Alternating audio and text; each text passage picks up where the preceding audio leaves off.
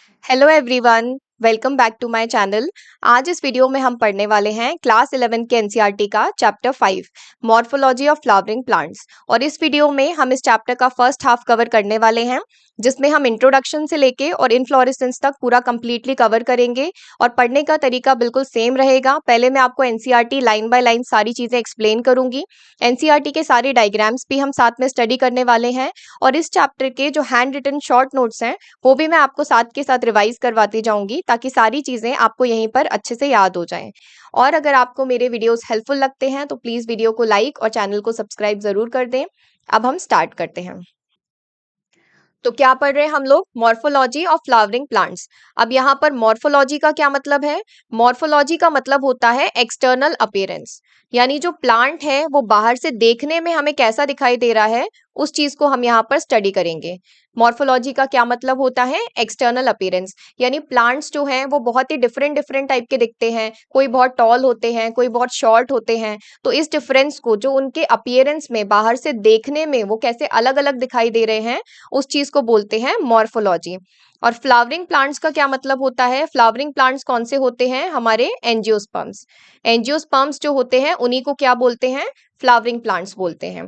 तो इस चैप्टर में हम स्टडी करने वाले हैं मॉर्फोलॉजी ऑफ फ्लावरिंग प्लांट्स, यानी कि जो एंजियोस्पर्म्स हैं, जो हमारे फ्लावरिंग प्लांट्स हैं, वो कितने डिफरेंट डिफरेंट टाइप के दिखते हैं, बाहर से उनका अपीयरेंस कितना अलग अलग है, उस चीज को हम यहाँ पर स्टडी करने वाले हैं। The wide range in the structure of higher plants will never fail to fascinate us. अब यहाँ पर higher plants किसको बोला गया है? higher plants बोला गया है एंजियोस्पर्म्स को। एंजियोस्पर्म्स क्या होते हैं? ये फ्लावरिंग प्लांट्स भी होते हैं और इनको हायर प्लांट्स भी बोलते हैं, क्योंकि प्लांट किंगडम में ये सबसे ज्यादा एडवांस्ड प्लांट्स हैं। और इनके स्ट्रक्चर में क्या देखने को मिलता है? एक वाइड रेंज देखने को मिलता है। यानी इनका जो स्ट्रक्चर होता है, बहुत ही टॉल प्लांट्स भी हो सकते हैं एंजियोस्पर्म्स, बहुत ही शॉर्ट प्लांट भी हो सकते हैं। इनकी एक्सटर्नल मॉर्फोलॉजी में एक बहुत ही वाइड रेंज देखने को मिलती है, यानी ये बहुत ही अलग अलग टाइप के होते हैं। It will never fail to fascinate us कि कितने डिफरेंट टाइप के एंजियोस्पर्म्स होते हैं। Even though the angiosperms show such a large diversity in external structure or morphology, they are all characterized by presence of roots, stem, leaves, flowers and fruits. अब अभी हमने क्या बोला कि इनके एक्सटर्नल मॉर्फोलॉजी में एक लार्ज डाइवर्सिटी है, यानी एक्सटर्नली अपनी मॉर्फोलॉजी में ये बहुत ही अलग अलग टाइप के होते हैं। लेकिन उसके बावजूद भी सारे एंजियोस्पर्म्स के कुछ कैरेक्टरिस्टिक फीचर्स होते हैं जो सब में प्रेजेंट होते हैं। अब क्या है वो कैरेक्टरिस्टिक फीचर्स? सबके अंदर रूट्स, स्टेम्स, लीव्स, फ्लावर्स और फ्रूट्स प्रेजेंट रहते हैं। यानी ये जो है, ये रूट्स, स्टेम, लीव्स, फ्लावर्स और फ्रूट्स क्या है? ये इनके कैरेक्टरिस्टिक फीचर्स हैं। In chapter 2 and 3, we talked about classification of plants based on morphological and other characteristics. अब chapter 2 हमने पढ़ा था biological classification, chapter 3 हमने पढ़ा था plant kingdom। इसके अंदर भी हमने क्या पढ़ा था? plants को classify किया था उनकी morphology के ही basis पे और other characters के भी basis पे। For any successful attempt at classification and at understanding any higher plant, or for that matter any living organism, we need to know standard technical terms and standard definitions। कि क्या क्या हमें पता होना चाहिए for any successful attempt at classification, यानी किसी भी हायर प्लांट या किसी भी लिविंग ऑर्गेनिज्म को अगर हमें सक्सेसफुली क्लासिफाई करना है तो हमें क्या पता होना चाहिए? कुछ स्टैंडर्ड टेक्निकल टर्म्स पता होना चाहिए और कुछ स्टैंडर्ड डेफिनेशंस हमें पता होना चाहिए। तो अभी हम आगे देखते हैं क्या है वो terms. We also need to know about the possible variations in different parts found as adaptations of the plants to their environment। अब plants के जो different parts होते हैं, जैसे कि roots, stem, leaves वगैरह होते हैं, उनको ये modify कर लेते हैं। क्यों मॉडिफाई कर लेते हैं? अपने एनवायरमेंट के साथ एडजस्ट होने के लिए, अपने एनवायरमेंट के साथ ये अडेप्ट करने के लिए अपने पार्ट्स को मॉडिफाई कर लेते हैं। तो ये अडेप्टेशंस भी हमें पढ़नी है। Adaptations to various habitats for protection, climbing, storage. अब क्यों मॉडिफाई कर लेते हैं ये अलग अलग हैबिटाट्स में अपने आप को एडजस्ट करने के लिए मॉडिफाई कर लेते हैं, प्रोटेक्शन के लिए करते हैं, क्लाइंबिंग के लिए करते हैं, या फिर स्टोरेज के लिए भी ये कर सकते हैं। किसको मॉडिफाई करते हैं? ये अपने डिफरेंट पार्ट्स को मॉडिफाई कर लेते हैं। If you pull out any weed, you will see that all of them have roots, stems and leaves. They may be bearing flowers and fruits. अब weeds क्या होते हैं? Weeds जो होते हैं ये unwanted plants होते हैं। Unwanted plants को क्या बोलते हैं? Weeds बोलते हैं। अब आपने देखा होगा जैसे बहुत सारे प्लांट्स की फार्मिंग होती है, जैसे कि मस्टर्ड की फार्मिंग होती है, वीट की फार्मिंग होती है, तो वहां पर क्या है, कुछ अनवांटेड प्लांट्स भी उनके बीच में ग्रो कर जाते हैं। तो उन अनवांटेड प्लांट को, वीड को अगर आप कभी निकाल कर देखोगे तो उसके अंदर भी आपको रूट्स मिलेंगी, स्टेम मिलेंगे, लीव्स मिलेंगे, फ्लावर्स और फ्रूट्स भी मिल सकते हैं। यानी ये सारे फीचर तो वीड्स के अंदर भी प्रेजेंट होते हैं। The underground part of the flowering plant is the root system, while the portion above the ground forms the shoot system. अब कोई प्लांट है अगर, तो उसमें इस तरीके से ये ग्राउंड है, ये ऊपर प्लांट लगा हुआ है, तो जो भी इसके नीचे का पोर्शन होगा बिलो द ग्राउंड, वो क्या होगा, इसे बोलेंगे रूट सिस्टम। जो बिलो द ग्राउंड होगा उस पार्ट को बोलेंगे रूट सिस्टम, और जो अबव द ग्राउंड होगा उस प्लांट का पार्ट, उसे बोलेंगे शूट सिस्टम। अब क्या क्या चीजें होती हैं अबव द ग्राउंड? लीव्स हो सकते हैं, फ्लावर्स हो सकते हैं, स्टेम होता है प्लांट का, और बिलो द ग्राउंड क्या होती है? रूट्स होती हैं। तो अबव द ग्राउंड जो भी प्लांट का पार्ट प्रेजेंट है उसे क्या बोलेंगे? शूट सिस्टम, और बिलो द ग्राउंड जो भी प्लांट का पार्ट प्रेजेंट है उसे बोलते हैं रूट सिस्टम। तो क्या पढ़ा हमने मॉर्फोलॉजी ऑफ फ्लावरिंग प्लांट्स में? मॉर्फोलॉजी का क्या मतलब होता है? एक्सटर्नल स्ट्रक्चर, यानी एक्सटर्नल अपीयरेंस उस प्लांट का कैसा है, बाहर से देखने में वो प्लांट कैसा दिखाई दे रहा है, उसे बोलते हैं मॉर्फोलॉजी। ऑल एंजियोस्पर्म्स यानी कि flowering plants are characterized by root, stem, leaves, flowers and fruits. तो जितने भी एंजियोस्पर्म्स यानी कि फ्लावरिंग प्लांट्स हैं वो बाहर से देखने में कितने भी डिफरेंट टाइप के हो सकते हैं, लेकिन ये उनके कैरेक्टरिस्टिक फीचर्स हैं जो सब में प्रेजेंट होते हैं। फ्लावरिंग प्लांट में जो अंडरग्राउंड पार्ट है उसे क्या बोलते हैं? रूट सिस्टम बोलते हैं, और जो portion above the ground present है उसे क्या बोलते हैं? Shoot system. तो फ्लावरिंग प्लांट में जो ग्राउंड के ऊपर प्रेजेंट है उसे क्या बोलेंगे? जैसे कि स्टेम हो गया, लीव्स हो गए, फ्लावर्स, फ्रूट्स, ये सारे किस में आते हैं? शूट सिस्टम में आते हैं। और जो अंडरग्राउंड पार्ट है जैसे कि रूट्स जो होती हैं प्लांट की, वो रूट सिस्टम में आते हैं। इसे हम डायग्राम में अभी और अच्छे से देखेंगे। जर्मिनेटिंग सीड जो होता है उसके अंदर क्या प्रेजेंट होता है? जैसे ये जर्मिनेटिंग सीड है, तो अब इसके अंदर क्या प्रेजेंट होता है? प्लूम्यूल प्रेजेंट होता है और रेडिकल प्रेजेंट होता है। तो जो ऊपर की तरफ ग्रो करता है जर्मिनेटिंग सीड में उसे बोलते हैं प्लूम्यूल, और यहाँ से शूट या स्टेम फॉर्म होता है। और जो नीचे की तरफ ग्रो करता है, रेडिकल से जो ग्रो करता है, उसे बोलते हैं रूट। यानी जर्मिनेटिंग सीड में दो पार्ट होते हैं, जो ऊपर की तरफ ग्रो करता है उसे बोलते हैं प्लूम्यूल, और उससे शूट बनती है यानी स्टेम बनता है। और जो नीचे की तरफ ग्रो होता है ये वाला पार्ट, इसे बोलते हैं रेडिकल, और रेडिकल से क्या होता है? रूट का डेवलपमेंट होता है। अब जो रूट डायरेक्टली रेडिकल से ग्रो करती है उसे क्या बोलते हैं? प्राइमरी रूट बोलते हैं। यानी इस रेडिकल के डायरेक्ट एलोंगेशन से जो रूट बनेगी उसे क्या बोलेंगे? प्राइमरी रूट बोलेंगे। Root which grows directly from the radicle, वो होती है प्राइमरी रूट। और आगे हम देखते हैं और भी डिफरेंट टाइप की रूट्स होती हैं। पहले हम ये डायग्राम देख लेते हैं। इस डायग्राम में आप देख सकते हैं ये है ग्राउंड। इस ग्राउंड के नीचे वाला पार्ट जो है, ये पूरा पार्ट क्या बोला गया है? इसे बोलते हैं रूट सिस्टम। इसके ऊपर वाला पूरा पार्ट ये क्या है? ये होता है प्लांट का शूट सिस्टम। रूट सिस्टम में क्या आती है? रूट्स आती हैं। अब जैसे रेडिकल का जो डायरेक्ट एलोंगेशन है वो तो क्या हो गई? ये प्राइमरी रूट। अब इस प्राइमरी रूट से क्या होती हैं? कुछ फर्दर ब्रांचेस और निकलती हैं, तो उन्हें क्या बोलते हैं? Secondary root. और इन सेकेंडरी रूट से भी और भी ब्रांचेस निकलती हैं, उन्हें बोलते हैं टर्शियरी रूट्स। तो ये पूरा इस तरीके से रूट सिस्टम बनता है। तो अंडरग्राउंड पोर्शन में हमने क्या देखा? रेडिकल के डायरेक्ट एलोंगेशन से बन रही है प्राइमरी रूट। इस प्राइमरी रूट में से फर्दर ब्रांचेस निकल रही हैं, उन्हें क्या बोलते हैं? Secondary root. सेकेंडरी रूट में से भी जो ब्रांचेस निकल रही हैं उन्हें बोलते हैं टर्शियरी रूट्स। अब शूट सिस्टम में देखते हैं, ये है स्टेम। स्टेम के ऊपर आप देखेंगे तो आपको क्या दिखेगा? लीव्स प्रेजेंट है। अब ये लीव्स जहां से ग्रो करते हैं उस पॉइंट को क्या बोलते हैं? नोड बोलते हैं। जिस पॉइंट से लीव्स ग्रो करते हैं, जैसे कि ये हो गया, ये हो गया, इस पॉइंट को क्या बोलते हैं? नोड बोलते हैं। अब दो नोड के बीच का जो डिस्टेंस होता है इसे क्या बोलते हैं? इंटरनोड। यानी लीव्स कहाँ से ग्रो कर रहे हैं स्टेम के ऊपर? जिस पॉइंट से ग्रो कर रहे हैं उसे बोलते हैं नोड। अब ये नोड्स ऐसे कंटिन्यूअसली एक के बाद एक प्रेजेंट होती हैं, तो इन नोड्स के बीच में जो डिस्टेंस होता है उसे क्या बोलते हैं? इंटरनोड। उसके बाद स्टेम के ऊपर लीव्स प्रेजेंट होते हैं, इसके ऊपर फ्रूट प्रेजेंट होते हैं, यहाँ पर फ्लावर भी प्रेजेंट होते हैं। ये सारी चीजें कहाँ प्रेजेंट होती हैं? शूट सिस्टम में, स्टेम के ऊपर। अब इस लीफ के एक्सिल में यहाँ पर क्या प्रेजेंट होती है? इस तरीके से एक बड प्रेजेंट होती है। तो इस बड को क्या बोलते हैं? एक्सिलरी बड। इस बड को बोलते हैं एक्सिलरी बड या फिर इसे बोलते हैं लेटरल बड। लीफ के एक्सिल में यानी यहाँ साइड में प्रेजेंट होती है, स्टेम और लीफ के बीच में, इस बड को क्या बोलते हैं, एक्सिलरी बड। इसी तरीके से एक बड यहाँ पर प्रेजेंट होती है, इसे क्या बोलते हैं, टर्मिनल बड। टर्मिनल का मतलब सबसे टॉप पर प्रेजेंट होती है, या फिर इसी को बोलते हैं अपाइकल बड। या तो टर्मिनल बड हो सकती है या अपाइकल बड हो सकती है, सबसे टॉप पर प्रेजेंट होती है।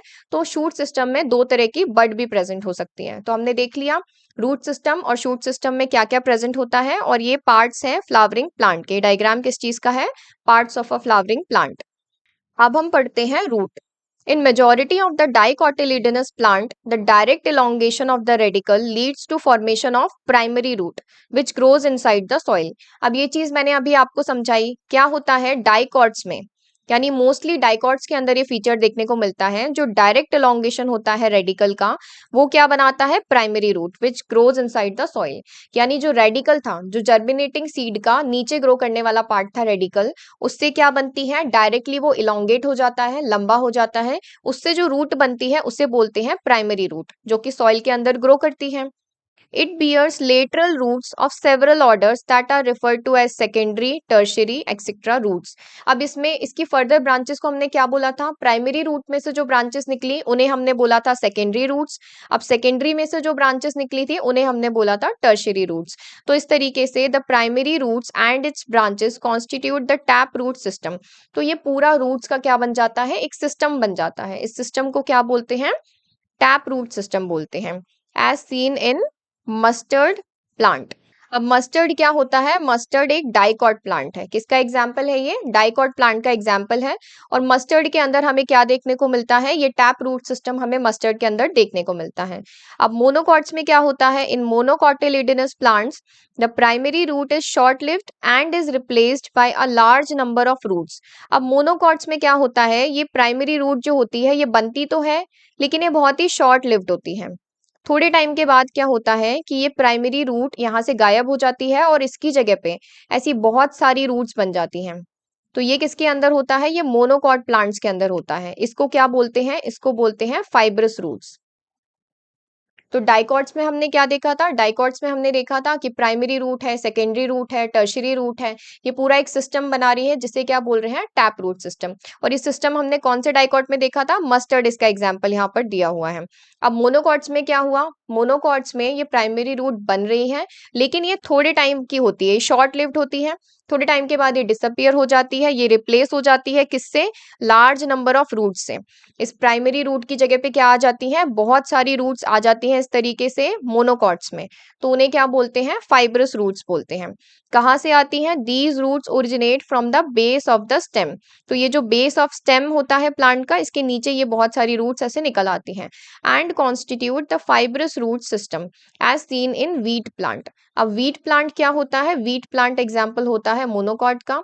तो वीट प्लांट के अंदर आपको कौन सी देखने को मिलती है, फाइब्रस रूट्स देखने को मिलती हैं। In some plants like grass, monstera and the banyan tree, roots arise from parts of the plant other than the radicle and are called adventitious roots.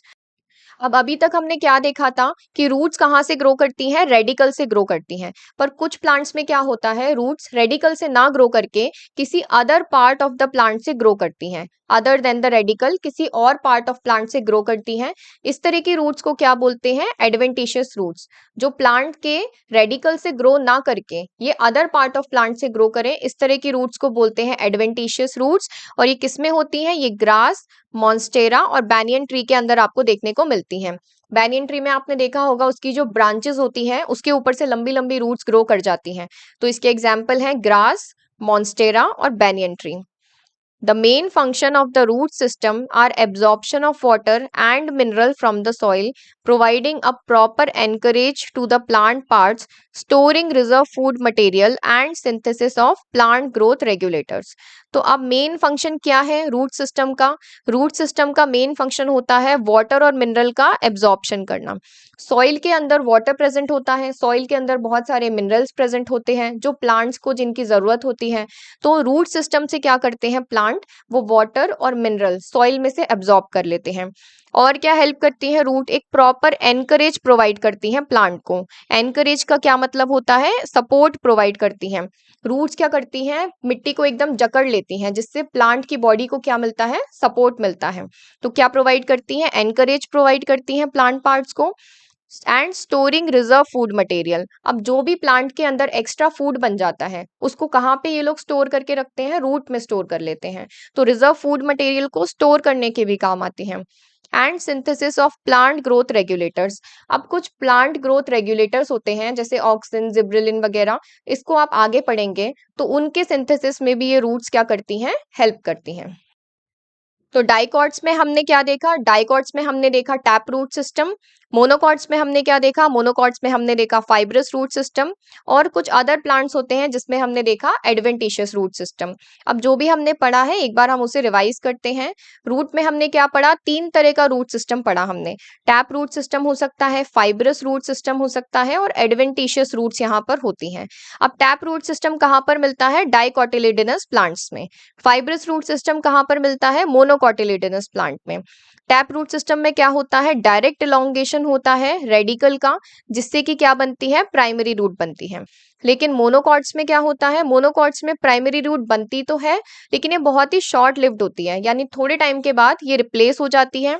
किससे रिप्लेस हो जाती है? ये लार्ज नंबर ऑफ रूट से, यानी इस एक root को बहुत सारी रूट्स रिप्लेस कर लेती हैं, जिन्हें क्या बोलते हैं? Fibrous root system. Adventitious root में हमने क्या पढ़ा कि roots arise from parts of plant other than radicle. मतलब रेडिकल के अलावा किसी और पार्ट ऑफ प्लांट से अगर रूट्स ग्रो कर रहे हैं तो उन रूट्स को क्या बोलेंगे? एडवेंटिशियस रूट्स बोलेंगे। एडवेंटिशियस के एग्जाम्पल थे ग्रास, मॉन्स्टेरा और बैनियन ट्री।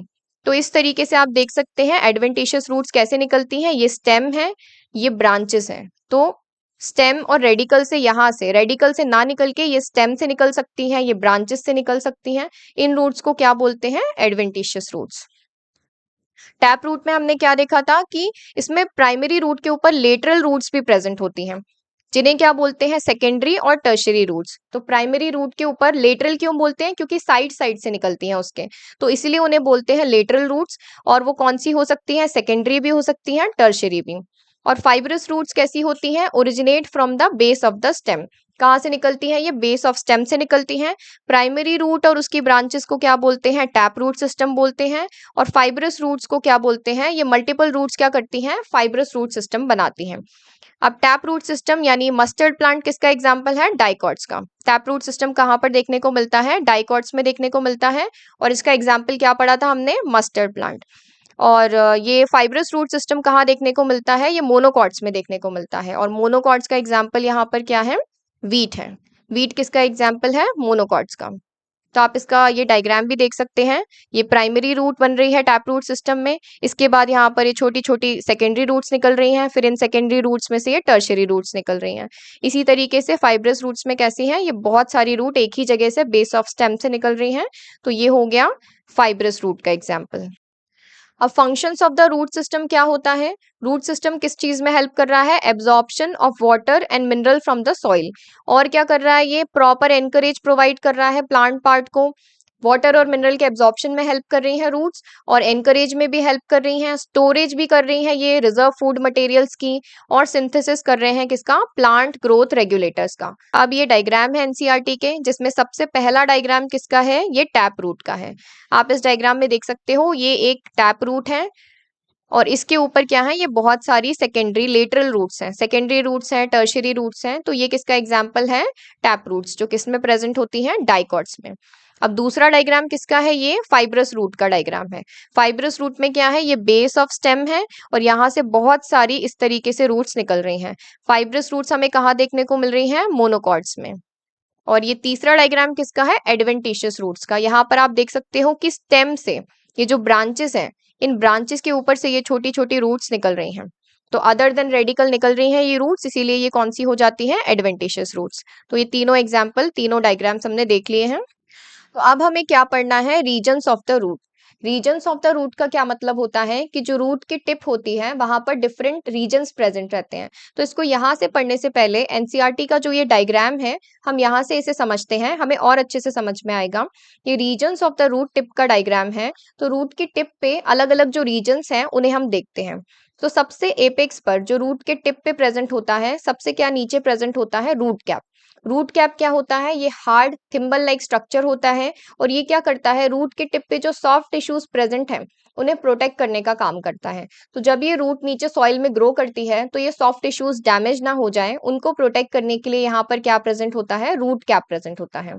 अब इसके जस्ट ऊपर क्या होता है, रीजन ऑफ मेरिस्टेमेटिक एक्टिविटी। अब ये रीजन ऑफ मेरिस्टेमेटिक एक्टिविटी क्या है, यहाँ पर एक्टिवली डिवाइडिंग सेल्स प्रेजेंट होते हैं। एक्टिवली डिवाइडिंग सेल्स होते हैं और कैसे होते हैं ये सेल्स, स्मॉल होते हैं, इनकी थिन वॉल होती है और बहुत ही डेंस प्रोटोप्लाज्म होता है। क्योंकि इनको बहुत जल्दी जल्दी डिवाइड होना है तो इनके अंदर कैसे होते हैं, सेल्स स्मॉल होते हैं, थिन वॉल्ड होते हैं और बहुत ही डेंस प्रोटोप्लाज्म होता है इनके अंदर। तो रूट कैप के जस्ट ऊपर कौन सा आता है, रीजन ऑफ मेरिस्टेमेटिक एक्टिविटी। अब रीजन ऑफ मेरिस्टेमेटिक एक्टिविटी के जस्ट ऊपर कौन सा आता है, रीजन ऑफ इलोंगेशन। तो ये वाला जो रीजन है यहाँ पर रूट की टिप पर, ये कौन सा होता है, रीजन ऑफ इलोंगेशन। इसके सेल्स कैसे होते हैं, इसके सेल्स बहुत ज्यादा एनलार्ज हो जाते हैं, इलोंगेट हो जाते हैं, इस तरीके से लार्ज सेल्स होते हैं यहाँ पर। तो रीजन ऑफ इलोंगेशन में सेल्स का क्या काम होता है, एनलार्ज होना और इलोंगेट होना। रीजन ऑफ इलोंगेशन के जस्ट ऊपर क्या आता है, रीजन ऑफ मैच्योरेशन। अब आप इसके नाम से ही समझ सकते हैं कि यहाँ के सेल्स के क्या फीचर होंगे, ये सेल्स क्या होंगे, डिफरेंशिएट हो जाएंगे, मैच्योर हो जाएंगे। और यहाँ पर सरफेस के कुछ एपिडर्मल सेल्स होते हैं, वो क्या करते हैं, ऐसे थ्रेड लाइक रूट हेयर्स बना लेते हैं। तो रीजन ऑफ मैच्योरेशन में आपको क्या देखने को मिलते हैं, रूट हेयर्स भी देखने को मिलते हैं। कौन बनाते हैं रूट हेयर्स, यहाँ पर कुछ एपिडर्मल सेल्स प्रेजेंट होते हैं। तो ये एपिडर्मल सेल्स क्या करते हैं, ये रूट हेयर्स बना लेते हैं। इन रूट हेयर्स का क्या काम होता है, वाटर और मिनरल्स का एब्जॉर्प्शन करना। तो अब इसी चीज को हम इस पैराग्राफ में समझते हैं। The root is covered at the apex by a thimble like structure called the root cap. तो रूट कैप को क्या बोला है इन्होंने, थिम्बल लाइक स्ट्रक्चर, यानी ये एक मेटल कैप जैसा हार्ड स्ट्रक्चर होता है। क्यों होता है ये, सॉफ्ट टिश्यूज को रूट के टिप पे प्रोटेक्ट करने के लिए। तो रूट अपने एपेक्स पे यानी अपनी टिप पे किससे कवर्ड रहती है, एक थिम्बल लाइक स्ट्रक्चर से कवर्ड रहती है जिसे क्या बोलते हैं, root cap. It protects the tender apex of the root as it makes its way through the soil. अब ये रूट कैप क्या करता है, ये रूट कैप उसके टेंडर यानी सॉफ्ट एपेक्स को प्रोटेक्ट करता है। जैसे ही रूट नीचे सॉइल में ग्रो करती है, अपना रास्ता बनाती है, तो ये उसके टेंडर एपेक्स को यानी कि उसके सॉफ्ट एपेक्स को प्रोटेक्ट करने का काम करता है। A few millimeters above the root cap is the region of meristematic activity. अब इस डायग्राम में हमने देखा था इस रूट कैप से फ्यू मिलीमीटर्स ऊपर ही हमें क्या देखने को मिलता है, रीजन ऑफ मेरिस्टेमेटिक एक्टिविटी। अब रीजन ऑफ मेरिस्टेमेटिक एक्टिविटी के जो सेल्स हैं कैसे होते हैं, the cells of this region are very small, thin walled with dense protoplasm. तो मेरिस्टेमेटिक एक्टिविटी में जो सेल्स हैं इस रीजन के, वो कैसे हैं, वो बहुत ही स्मॉल हैं, बहुत ही थिन वॉल्ड हैं और डेंस प्रोटोप्लाज्म है। क्योंकि ये सेल्स क्या करते हैं, ये एक्टिवली डिवाइड करते हैं। मेरिस्टेमेटिक सेल्स क्यों बोला है इनको, क्योंकि ये एक्टिवली डिवाइड करते हैं, they divide repeatedly, actively divide करते हैं, इसीलिए इस रीजन को क्या बोलते हैं, region of meristematic activity. The cells proximal to this region undergo rapid elongation and enlargement and are responsible for the growth of the root in length। अब यहाँ पर हम समझते हैं proximal का क्या मतलब होता है, proximal का मतलब होता है near। जो इसके पास वाला रीजन है, इसके जस्ट पास वाला रीजन है, वो क्या है, रीजन ऑफ इलोंगेशन। यहाँ के सेल्स क्या करते हैं, रैपिड इलोंगेशन करते हैं, एनलार्जमेंट करते हैं। यानी रीजन ऑफ मेरिस्टेमेटिक एक्टिविटी के जस्ट प्रोक्सिमल यानी जस्ट पास वाला रीजन कौन सा है, रीजन ऑफ इलोंगेशन। अब इस रीजन के सेल्स क्या कर रहे हैं, क्या कैरेक्टरिस्टिक फीचर हैं, ये कर रहे हैं रैपिड इलोंगेशन और रैपिड एनलार्जमेंट, और ये रिस्पॉन्सिबल होते हैं for the growth of the root in length. यानी रीजन ऑफ इलोंगेशन की वजह से ही रूट जो है वो लेंथ में यानी लंबाई में ग्रो करती है, इसी रीजन की वजह से। This region is called the region of elongation. The cells of the elongation zone gradually differentiate and mature। अब ये कौन सा रीजन बन जाएगा, यहाँ पर रीजन ऑफ मैच्योरेशन। सेल्स क्या होंगे, ग्रेजुअली डिफरेंशिएट करेंगे और मैच्योर हो जाएंगे। Hence this zone proximal to region of elongation is called the region of maturation। अब ये जो region of elongation है, इसके प्रॉक्सिमल में क्या प्रेजेंट होगा, यहाँ पर इसके प्रॉक्सिमल में प्रेजेंट होगा रीजन ऑफ मैच्योरेशन। यहाँ के सेल्स क्या करेंगे, डिफरेंशिएट हो जाएंगे, मैच्योर हो जाएंगे, इसीलिए इस रीजन को क्या बोल देंगे हम, रीजन ऑफ मैच्योरेशन। क्या कर रहे हैं यहाँ के cells, the cells of the elongation zone gradually differentiate हो जाएंगे और ये मैच्योर हो जाएंगे। तो अब इलोंगेशन जोन में नहीं रहेंगे, ये रीजन ऑफ मैच्योरेशन में आ जाएंगे। Hence this zone proximal to region of elongation is called region of maturation. From this region, some of the epidermal cells form very fine and delicate thread-like structures called root hairs. अब region of maturation में कुछ sales, अभी हमने देखा था ना, कुछ epidermal sales क्या करेंगे, रूट हेयर्स बना लेंगे। तो वही चीज यहाँ पर लिखी है कि फ्रॉम दिस रीजन कुछ एपिडर्मल सेल्स होते हैं जो क्या बना लेते हैं, very fine and delicate thread like structures बना लेते हैं, जिन्हें बोलते हैं root hairs. These root hairs absorb water and mineral from the soil. ये रूट हेयर्स क्या करते हैं, वाटर और मिनरल सॉइल से एब्जॉर्ब करने का काम करते हैं। अब जो भी चीजें हमने पढ़ी हैं एक बार हम उन्हें अच्छे से रिवाइज करते हैं। रीजन्स ऑफ द रूट में हमने क्या देखा, root is covered at the apex by a metal cap like thimble like structure, जिसको क्या बोला गया था, रूट कैप बोला गया था। एपेक्स पे रूट किससे कवर्ड रहती है, रूट कैप से। अब रूट कैप क्या करता है, प्रोटेक्ट करता है टेंडर एपेक्स को रूट के, as it makes its way through the soil. Regions of the root tip क्या देखे हमने, रूट टिप के रीजन में सबसे नीचे आता है रीजन ऑफ मेरिस्टेमेटिक एक्टिविटी, उसके जस्ट ऊपर आता है रीजन ऑफ इलोंगेशन और उसके जस्ट ऊपर आता है region of maturation.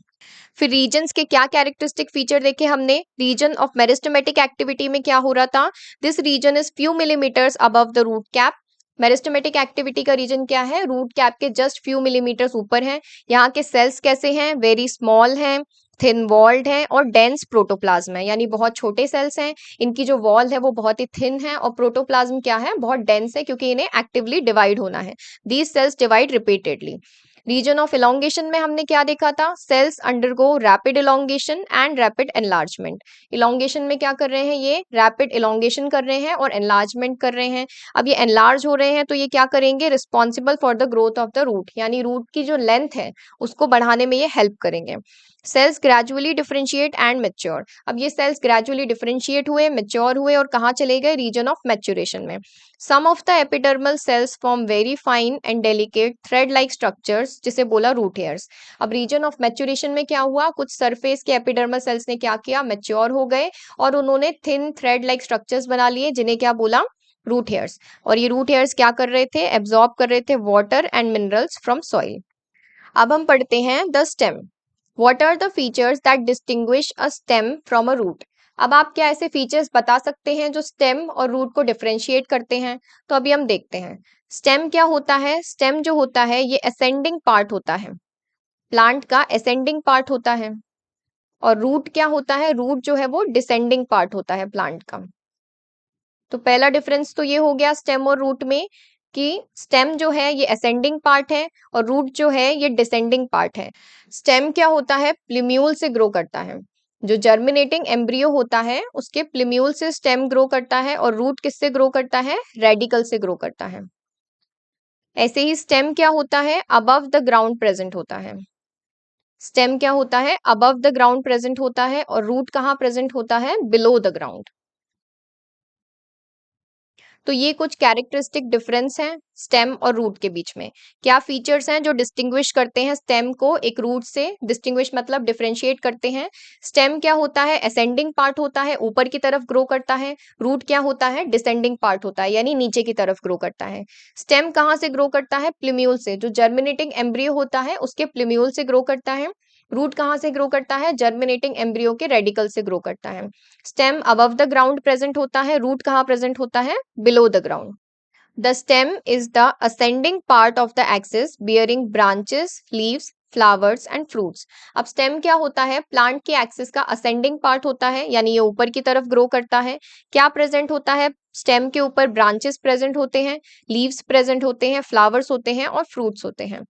It develops from the plumule of the embryo of a germinating seed. Stem कहाँ से डेवलप होता है, जो जर्मिनेटिंग सीड होता है उसके एम्ब्रियो के प्लिम्यूल से डेवलप होता है stem.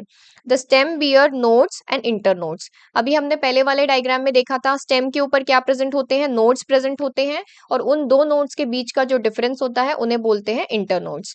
The region of the stem where leaves are born are called nodes। अब स्टेम के ऊपर जहां पर लीव्स प्रेजेंट होते हैं, जहां पर लीव्स बॉर्न होते हैं, उस पॉइंट को क्या कहते हैं? नोड्स।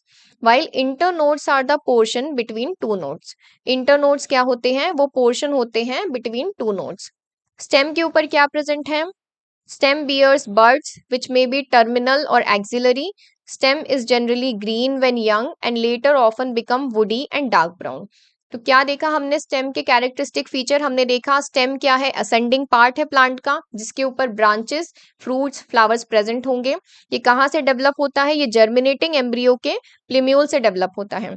स्टेम के ऊपर क्या प्रेजेंट है? नोड्स प्रेजेंट है और इंटरनोड्स प्रेजेंट है। The region of the stem where leaves are born called nodes. अब वो पॉइंट स्टेम का जहां पे लीव्स बॉर्न होते हैं उसको क्या बोलते हैं? Nodes. While internodes are the portions between two nodes. अब दो नोड्स के बीच का जो डिफरेंस होगा उसको इंटर नोड बोलेंगे। ये स्टार्टिंग वाले डायग्राम में ये सारी चीजें मैं आपको एक्सप्लेन कर चुकी हूँ। Stem bears buds. अब स्टेम के ऊपर क्या होती है? बड्स प्रेजेंट होती हैं। ये बड या तो टर्मिनल हो सकती है या एक्सिलरी हो सकती है। Stem is generally green when young and later often become woody and dark brown. Stem जब यंग होता है तो कैसा दिखता है? ग्रीन दिखता है, और जब वो मैच्योर हो जाता है लेटर तो कैसा दिखता है? वुडी या डार्क ब्राउन दिखता है। The main function of the stem is spreading out branches bearing leaves, flowers and fruits. तो मेन फंक्शन क्या होता है स्टेम का? ब्रांचेस बियर करना, जिनके ऊपर क्या प्रेजेंट होंगे? लीव्स प्रेजेंट होंगे, फ्लावर्स और फ्रूट्स। तो ये लीव्स, फ्लावर्स और फ्रूट्स कहाँ प्रेजेंट होते हैं? ब्रांचेस के ऊपर। ब्रांचेस कहाँ प्रेजेंट होती हैं? स्टेम के ऊपर। It conducts water, minerals and photosynthates. Stem क्या करता है? वाटर का, मिनरल्स का और फोटोसिंथेट्स मतलब फूड का ट्रांसपोर्ट करता है। Some stems perform the function of storage of food, support, protection and of vegetative propagation. कुछ स्टेम्स क्या करते हैं? स्टोरेज ऑफ फूड का फंक्शन परफॉर्म करते हैं, सपोर्ट प्रोवाइड करते हैं, प्रोटेक्शन प्रोवाइड करते हैं और वेजिटेटिव प्रोपगेशन। वेजिटेटिव प्रोपगेशन क्या है? एसेक्सुअल रिप्रोडक्शन है, मेथड है एसेक्सुअल रिप्रोडक्शन का प्लांट्स में। तो ये सब क्या करता है? स्टेम परफॉर्म करता है। तो क्या देखा हमने स्टेम में? एक बार फिर से पढ़ते हैं। असेंडिंग पार्ट होता है एक्सिस का, क्या प्रेजेंट होते हैं इस पे? ब्रांचेस, लीव्स, फ्लावर्स और फ्रूट्स प्रेजेंट होते हैं। डेवलप होता है from the plumule of the embryo of a germinating seed. कहां से डेवलप होता है स्टेम? प्लूम्यूल से। Bears nodes and internodes. Stem के ऊपर क्या प्रेजेंट होते हैं? नोड्स और इंटरनोड्स प्रेजेंट होते हैं। नोड्स क्या होते हैं? Region of the stem where leaves are born. और इंटरनोड्स क्या है? Portion of stem between two nodes. दो नोड्स के बीच में जो डिस्टेंस होता है, जो रीजन होता है, उसे क्या बोलते हैं? इंटरनोड्स। अब स्टेम के ऊपर क्या है? बड्स प्रेजेंट है। कौन सी बड हो सकती है? टर्मिनल या फिर जिसे अपाइकल बोलते हैं, एक्सिलरी या फिर इसे लेटरल बड भी बोलते हैं। एक्सिलरी बड को क्या बोलते हैं? लेटरल बड भी बोलते हैं। तो कैसे प्रेजेंट होती है? ये स्टेम है, सबसे टिप पर प्रेजेंट है तो उसे बोलेंगे टर्मिनल या अपाइकल बड, और लीफ के एक्सिल में जो बड प्रेजेंट होती है उसे बोलते हैं एक्सिलरी या फिर लेटरल बड। स्टेम जब यंग होता है तो कैसा होता है? जनरली ग्रीन कलर का होता है। बाद में वो कैसा हो जाता है? वुडी और डार्क ब्राउन कलर का हो जाता है। मेन फंक्शन क्या था स्टेम का? Spreading out branches bearing leaves, flowers and fruits.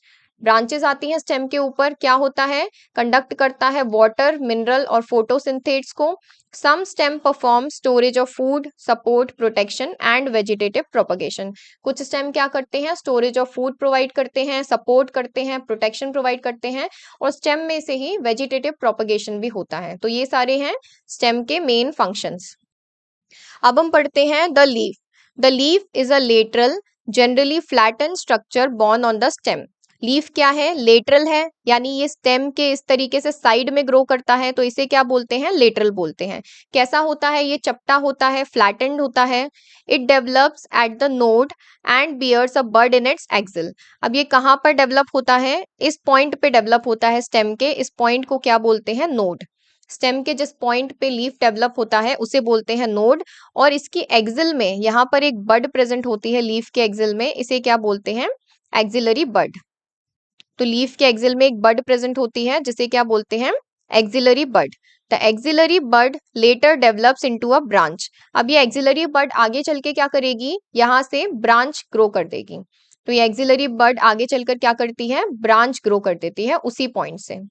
Leaves originate from shoot apical meristems and are arranged in acropetal order। अब इस बात का क्या मतलब है? ये प्लांट है, इसकी टिप को क्या बोलते हैं? इसकी टिप को बोलते हैं शूट अपाइकल मेरिस्टम। तो तो ये लीव्स कहाँ से ग्रो करते हैं? ये शूट अपाइकल मेरिस्टेम से ग्रो करते हैं। एक के बाद एक लीफ ग्रो करते जाते हैं, जैसे नीचे लीफ प्रेजेंट है, फिर ऊपर लीफ प्रेजेंट है, इस तरीके से यहाँ से भी एक लीफ ग्रो होगा और फिर ये मेरिस्टेम आगे निकल जाएगा और फिर यहाँ से एक और लीफ ग्रो होगा। तो इस तरीके से लीव्स कहाँ से ओरिजिनेट होते हैं? ये शूट अपाइकल मेरिस्टेम से निकलते हैं and are arranged in an acropetal order. अब एक्रोपेटल ऑर्डर का क्या मतलब होता है? एक्रोपेटल ऑर्डर का मतलब होता है जो यंग लीव्स होते हैं वो एपेक्स पर होते हैं और जो ओल्ड लीव्स होते हैं वो बेस पर होते हैं। अब इस शूट अपाइकल मेरिस्टेम पे लीव्स ग्रो तो करते जा रहे हैं एक के बाद एक, लेकिन पहले कौन सा बना होगा? ये बना होगा। तो ये कौन सा है? ओल्ड लीफ है। ओल्ड लीफ कहाँ पर प्रेजेंट है? बेस पर प्रेजेंट है। इसके जस्ट ऊपर फिर एक और लीफ बना, फिर इसके जस्ट ऊपर एक और लीफ बना, तो ये वाला लीफ कौन सा हो गया? ये यंग हो गया। तो यंग कहाँ पर बन रहा है? एपेक्स पर। तो इस ऑर्डर को क्या बोलते हैं? जिसमें ओल्ड लीव्स नीचे होते जाते हैं और यंग लीव्स ऊपर बनते जाते हैं, इसे क्या बोलते हैं? Acropetal order. तो एक्सिलरी बड बाद में क्या बना रही थी? ब्रांच बना रही थी। लीव्स कहाँ से निकल रहे थे? शूट अपाइकल मेरिस्टेम से। और कैसे अरेंज होते हैं लीव्स? एक्रोपेटल ऑर्डर में, यानी कि जो ओल्ड लीफ है वो नीचे बनते जाते हैं और जो यंग लीफ है वो ऊपर बनते जाते हैं। They are the most important vegetative organs for photosynthesis. Leaves क्या होते हैं? वेजिटेटिव ऑर्गन्स होते हैं और ये सबसे ज्यादा इंपॉर्टेंट होते हैं किसके लिए? फोटोसिंथेसिस के लिए। प्लांट की बॉडी में फोटोसिंथेसिस कहाँ पर होता है? लीफ के अंदर होता है। तो लीफ क्या होते हैं? सबसे ज्यादा इंपॉर्टेंट वेजिटेटिव ऑर्गन्स होते हैं फोटोसिंथेसिस के लिए। A typical leaf consist of 3 main parts, leaf base, petiole and lamina. अब एक जो टिपिकल लीफ होता है उसके अंदर कौन से 3 पार्ट्स होते हैं? ये एक टिपिकल लीफ का डायग्राम है। इसके अंदर 3 मेन पार्ट्स होते हैं। एक तो होता है लीफ बेस, जिस पॉइंट से लीफ जो है वो स्टेम से अटैच होता है, लीफ का वो पार्ट क्या कहलाता है? Leaf base. फिर बीच में ये जो लंबी सी डंडी जैसा पार्ट रहता है इसे बोलते हैं पिटियोल। और लास्ट में ये जो लार्ज एक्सपेंडेड पार्ट होता है लीफ का, इसे बोलते हैं लैमिना। तो टिपिकल लीफ में कितने पार्ट्स थे? 3 पार्ट्स थे। ये था लीफ बेस, ये था पिटियोल और ये था lamina. The leaf is attached to the stem by the leaf base and may bear 2 lateral small leaf like structures called stipules. अब लीफ जो है ये लीफ बेस से स्टेम से कनेक्टेड है और यहाँ पर क्या होते हैं? 2 small leaf like structures present होते हैं। इनको क्या बोलते हैं? इनको बोलते हैं स्टिप्यूल्स। तो जिस पॉइंट से लीफ स्टेम से कनेक्टेड रहता है, लीफ का वो पार्ट क्या कहलाता है? Leaf base. और इस लीफ बेस के साइड साइड में इस तरीके से small leaf like green structures present होते हैं, जिन्हें क्या बोलते हैं? स्टिप्यूल्स बोलते हैं। In monocots the leaf base expands into a sheath covering the stem partially और होली। अब ये लीफ बेस जो होता है ना, ये भी अलग अलग प्लांट्स में अलग अलग टाइप का हो सकता है। अब जैसे मोनोकॉट्स में क्या होता है? जैसे ये स्टेम है, इसके ऊपर ये लीफ लगा हुआ है, तो ये लीफ का जो बेस है, ये लीफ बेस क्या होता है? इस तरीके से एक शीथ जैसा एक्सपैंड होता है और इसने स्टेम को पूरा कवर कर रखा होता है।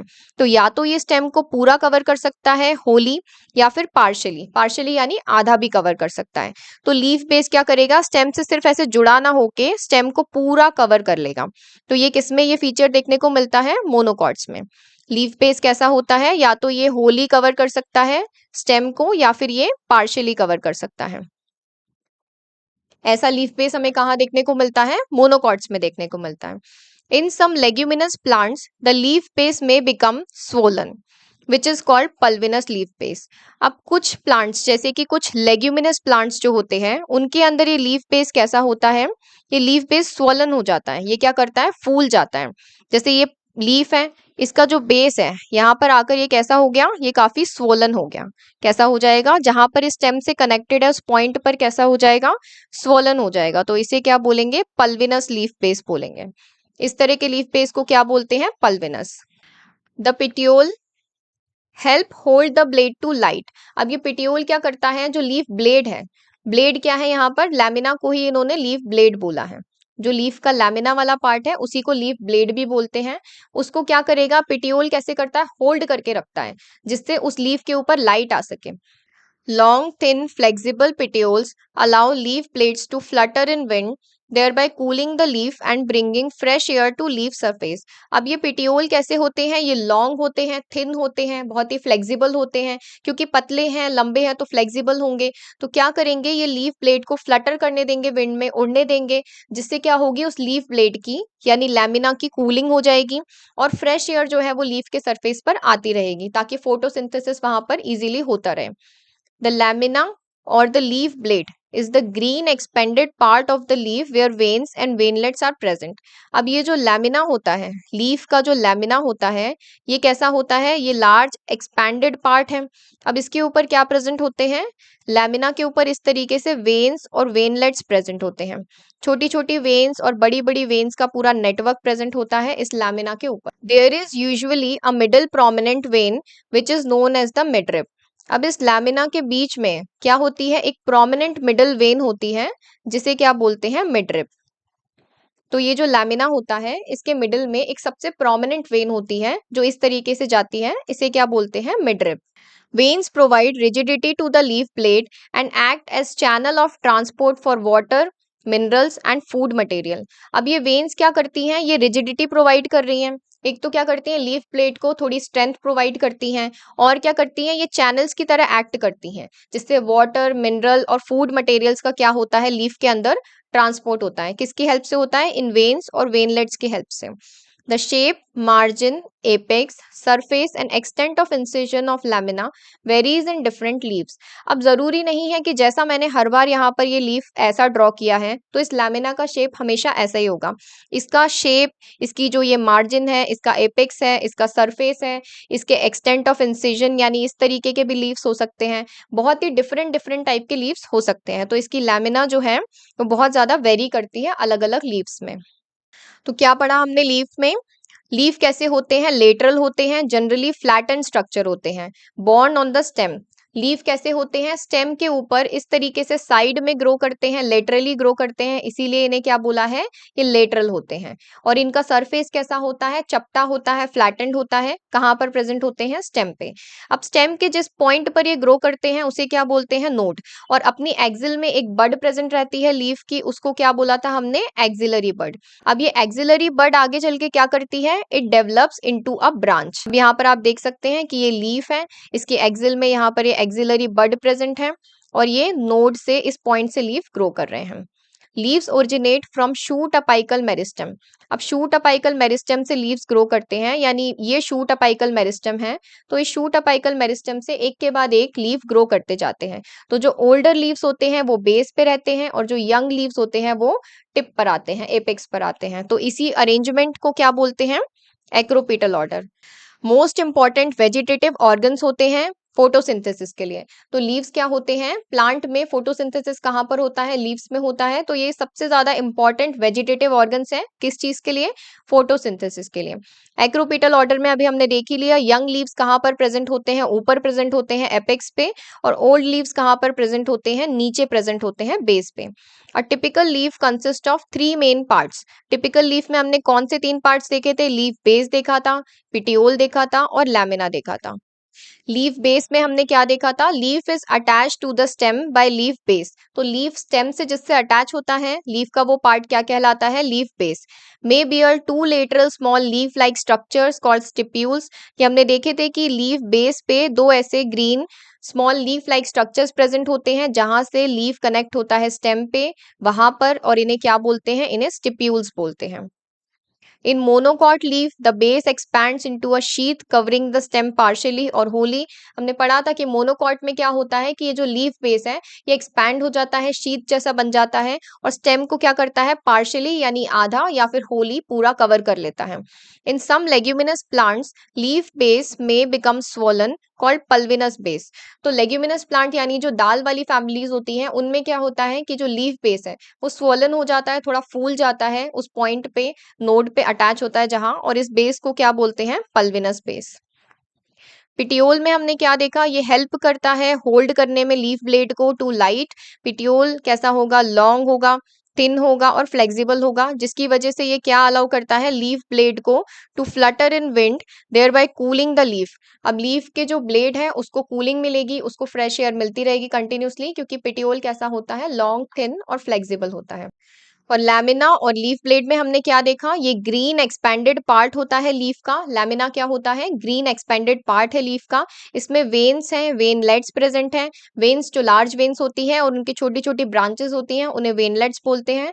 Usually a middle prominent when is present, जिसे क्या बोलते हैं, मिडरिब। एक जो मिडल प्रोमिनेंट वेन है लीफ में उसे क्या बोलेंगे, मिडरिब बोलेंगे।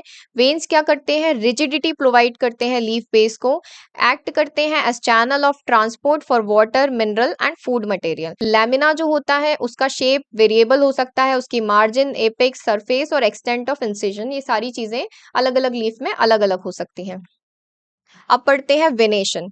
वेनेशन का क्या मतलब होता है, the arrangement of veins and the veinlets in the lamina of leaf is termed as venation. अब लीफ के लैमिना में जो वेन्स प्रेजेंट है ये ऐसे ही रैंडमली प्रेजेंट नहीं होती, इनका भी कुछ प्रॉपर अरेंजमेंट होता है। तो उसके अरेंजमेंट को हम क्या बोलते हैं, इस अरेंजमेंट को हम बोलते हैं वेनेशन। अब ये दो तरह का हो सकता है। When the venlets form a network, the venation is termed as reticulate। अब जब ये वेनलेट्स क्या करती हैं, इस तरीके से नेटवर्क बना लेती हैं। जैसे ये वेनलेट्स यहाँ पर लीफ के लैमिना में क्या कर रही हैं, इस तरीके से नेटवर्क बना लेती हैं, इनकी भी और फर्दर ब्रांचेस निकल आती हैं। तो इस नेटवर्क को क्या बोलते हैं, इसे बोलते हैं रेटिकुलेट वेनेशन। इस तरीके का जब पूरा वेनलेट्स का नेटवर्क बन जाता है तो इसे क्या बोलते हैं, reticulate venation. When the veins run parallel to each other within a lamina, the venation is termed as parallel venation। अब जो दूसरा टाइप होता है इसका, उसमें क्या होता है कि लीफ का जो लैमिना है इसके अंदर वेन्स क्या करती हैं, नेटवर्क नहीं बनाती, ये पैरेलली इसके लीफ लैमिना में प्रेजेंट रहती हैं। तो इस तरीके से जब ये वेनलेट्स पैरेलल प्रेजेंट होती हैं तो इस तरह के वेनेशन को क्या बोलते हैं, पैरेलल वेनेशन। तो लीफ के लैमिना में दो तरह का वेनेशन हो सकता है। वेनेशन का मतलब क्या होता है, अरेंजमेंट ऑफ वेन्स, ये वेन्स किस तरह से अरेंज है इसके अंदर। एक होता है रेटिकुलेट वेनेशन और एक होता है parallel venation. Leaves of dicotyledonous plant generally possess reticulate venation. अब ये रेटिकुलेट वेनेशन किसके अंदर देखने को मिल रहा है, डाइकॉट्स के अंदर। और मोनोकॉट्स के अंदर आपको क्या देखने को मिलेगा, पैरेलल वेनेशन। तो रेटिकुलेट वेनेशन हमें कहाँ देखने को मिल रहा है, डाइकॉट्स के अंदर देखने को मिल रहा है। और पैरेलल वेनेशन हमें कहाँ देखने को मिल रहा है, मोनोकॉट्स में। अब ये डायग्राम है, इसमें पहले तो हम ये पार्ट ऑफ लीफ देख लेते हैं जो अभी तक हमने पढ़े। स्टेम के ऊपर लीफ प्रेजेंट है, जिस पॉइंट से अटैच है उस पॉइंट को क्या बोलते हैं, लीफ बेस बोलते हैं। ये लंबी सी जो डंडी इसको लैमिना से कनेक्ट कर रही है इसको बोलते हैं पिटियोल। और ये बड़ा सा ग्रीन एक्सपैंडेड स्ट्रक्चर जो है लीफ का, इसे बोलते हैं लीफ लैमिना या फिर लीफ ब्लेड भी बोलते हैं इसे। यही चीजें अभी हमने पढ़ी हैं। इसके बाद इस लीफ के पॉइंट पे जहां से अटैच हो रहा है स्टेम से, यहाँ पर कुछ green small leaf like structure present है, उन्हें बोल दिया स्टिप्यूल्स। और इसी के एक्सिल में एक बड और प्रेजेंट होती है जिसे क्या बोलते हैं, एक्सिलरी बड। या एक्सिलरी बड क्या करती है, आगे जाके ब्रांचेस बनाती है। अब ये जो दो टाइप का वेनेशन हमने देखा, एक तो रेटिकुलेट वेनेशन, इसका डायग्राम आप देख सकते हो, ये मिडरिब है और ये इस तरीके से वेन्स और वेनलेट्स का यहाँ पर पूरा नेटवर्क बनता है। तो ये रेटिकुलेट वेनेशन हमें कहाँ देखने को मिलता है, डाइकॉट्स में। और ये जो दूसरा डायग्राम है ये है पैरेलल वेनेशन का, इसमें ये मिडरिब है और ये बाकी के वेनलेट्स क्या कर रहे हैं, इस तरीके से पैरेलली जा रहे हैं इसमें। तो ये हो जाता है मोनोकॉट्स का एग्जाम्पल। अब वेनेशन में हमने क्या देखा, अरेंजमेंट ऑफ वेन्स और वेनलेट्स को क्या बोलते हैं, वेनेशन बोलते हैं। किस चीज में अरेंजमेंट होता है, लैमिना ऑफ लीफ के अंदर, तो उसको क्या बोलते हैं, वेनेशन। दो टाइप का वेनेशन देखा हमने, रेटिकुलेट होता है और पैरेलल होता है। रेटिकुलेट में हमने देखा जब वेन और वेनलेट क्या करें, एक नेटवर्क बना लेते हैं। और रेटिकुलेट वेनेशन में हमने देखा डाइकॉट्स में मिलता है ये। पैरेलल में क्या देखा कि veins run parallel to each other within the lamina. Lamina के अंदर वेन्स पैरेलली जाती हैं और नेटवर्क नहीं बनाती। इसका एग्जाम्पल क्या है, मोनोकॉट्स। अब टाइप्स ऑफ लीव्स देखते हैं हम, कितने टाइप के लीफ होते हैं। A leaf is said to be simple when its lamina is entire और when incised the incision do not touch the midrib. अब एक लीफ है, इसे हम सिंपल लीफ कब बोलेंगे, ये लीफ इस तरीके से है।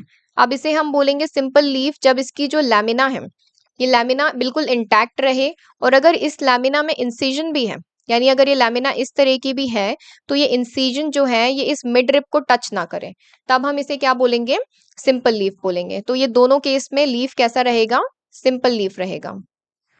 क्या लिखा है यहाँ पर, when its lamina is entire और when incised the incision do not touch the mid rib.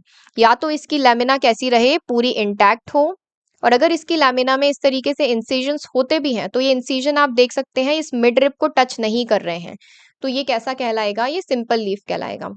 लेकिन अब कंपाउंड लीफ में क्या होता है, when the incisions of the lamina reach up to the midrib breaking it into a number of leaflets, the leaf is called compound. Compound leaf में क्या होता है कि इस लैमिना में इंसिजन होते हैं और ये पूरा मिड रिब तक टच कर जाते हैं और इस तरीके से छोटे छोटे लीफलेट्स में वो लीफ जो है डिवाइड हो जाता है। तो इस तरह के लीफ को क्या बोलते हैं, कंपाउंड लीफ। इसकी लैमिना में इस तरह से इंसिजन हुए और आते आते ये यहाँ तक आ गए और इन्होंने क्या किया, मिड रिब को टच कर लिया और ये ऐसे अलग अलग लीफलेट्स में ब्रेक हो जाते हैं। तो इन्हें बोलते हैं, इस तरह के लीफ को बोलते हैं compound leaf. A bud is present in the axil of petiole in both simple and compound leaves, but not in the axil of leaflets of compound leaf. अब इसका क्या मतलब है, हमने स्टार्टिंग से हम पढ़ते आ रहे हैं कि लीफ की एक्सिल में एक बड प्रेजेंट होती है, तो ये बड जो है ये लीफ की एक्सिल में होती है, लीफलेट्स की एक्सिल में नहीं।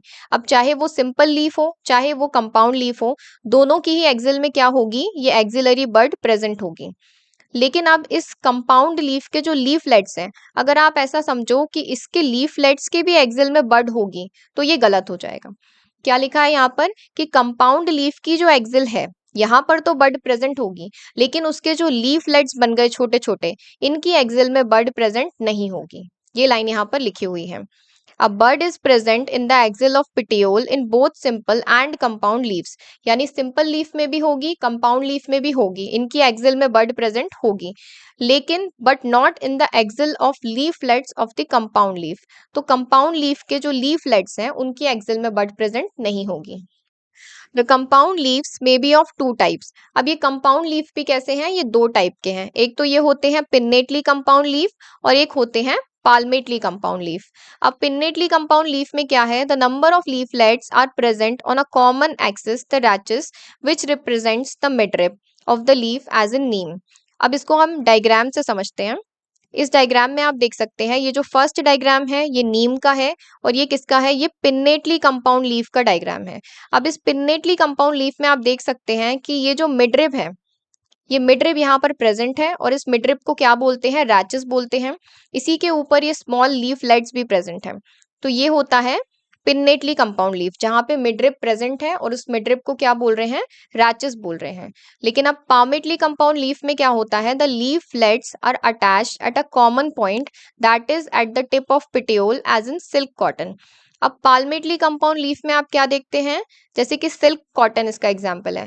यहाँ पर रैचेस प्रेजेंट नहीं है, यहाँ पर जो पिटियोल की टिप है वहीं से सारे लीफलेट्स निकल रहे हैं, उसे एक कॉमन पॉइंट से ही सारे लीफलेट्स निकल रहे हैं, तो इसे बोलते हैं पाल्मेटली कंपाउंड। अब टाइप ऑफ लीफ में हमने क्या देखा, दो टाइप के लीफ देखे हमने, सिंपल लीफ हो सकते हैं या फिर कंपाउंड लीफ हो सकते हैं। कंपाउंड लीफ कैसे होते थे, दो टाइप के, पिन्नेटली कंपाउंड और पामेटली कंपाउंड। सिंपल लीफ में हमने क्या देखा, when the lamina is entire और when incised incision do not touch the midrib. या तो लैमिना कैसी रहे, पूरी एंटायर रहे, अगर इंसिजन है भी उसकी लैमिना में तो वो मिडरिब को टच नहीं करे। कंपाउंड लीफ में हमने क्या देखा, when the incisions of the lamina reach up to the midrib. अब ये इंसिजन आते आते मिडरिब तक आ गए and breaking it into a number of leaflets, तो लैमिना को क्या किया, नंबर ऑफ लीफलेट्स में ब्रेक कर दिया।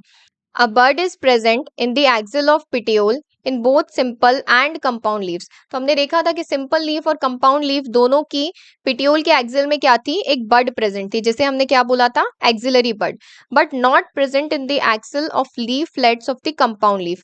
तो कंपाउंड लीफ के जो लीफलेट्स हैं इनकी एक्सिल में ये बड क्या होगी, प्रेजेंट नहीं होगी, नो एक्सिलरी बड हियर। तो यहाँ पर हम देख सकते हैं सिंपल और कंपाउंड लीफ की एक्सिल में बड प्रेजेंट होती है। पिन्नेटली कंपाउंड लीफ में हमने क्या देखा, number of leaflets are present on a common axis, जिसे बोलते हैं रैचेस।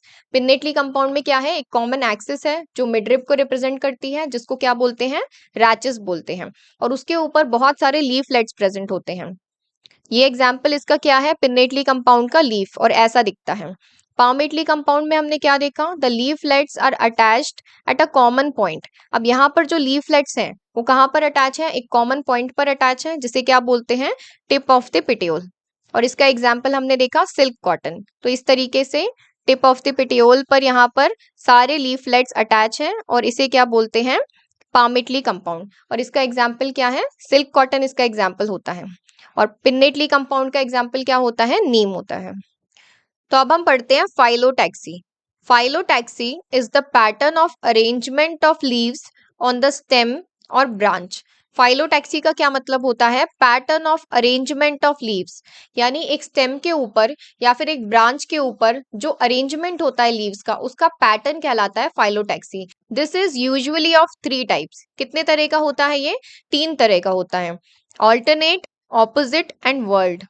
तो ये अरेंजमेंट जो है लीव्स का पैटर्न जो है वो 3 तरह का हो सकता है, या तो ऑल्टरनेट अरेंज हो सकते हैं, या ऑपोजिट होते हैं, या फिर वर्ल्ड होते हैं, यानी वर्ल्ड्स के फॉर्म में अरेंज होते हैं। इन alternate type of phyllotaxy a single leaf arises eight each node in alternate manner.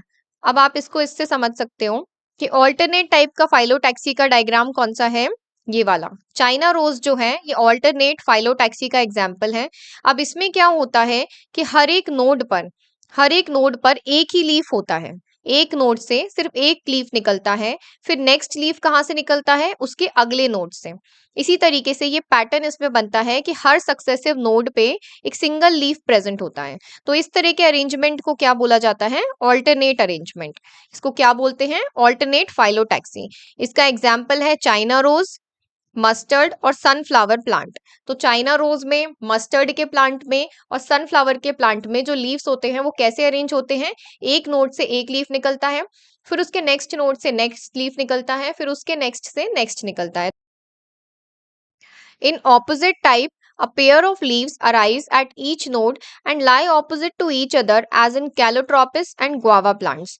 अब इसमें क्या होता है? ऑपोजिट फाइलोटैक्सी में क्या होता है कि ईच नोड पर 2 लीव्स निकलते हैं। 2 लीव्स यानी अ पेयर ऑफ लीव्स निकलते हैं, लाई ऑपोजिट टू ईच अदर। अब कैसे होते हैं ये लीव्स? जैसे कि इसका एग्जाम्पल है गुआवा। गुआवा के अंदर कैसे होते हैं? एक नोड से अ पेयर ऑफ लीव्स निकलता है, एक इस तरफ और एक इस तरफ।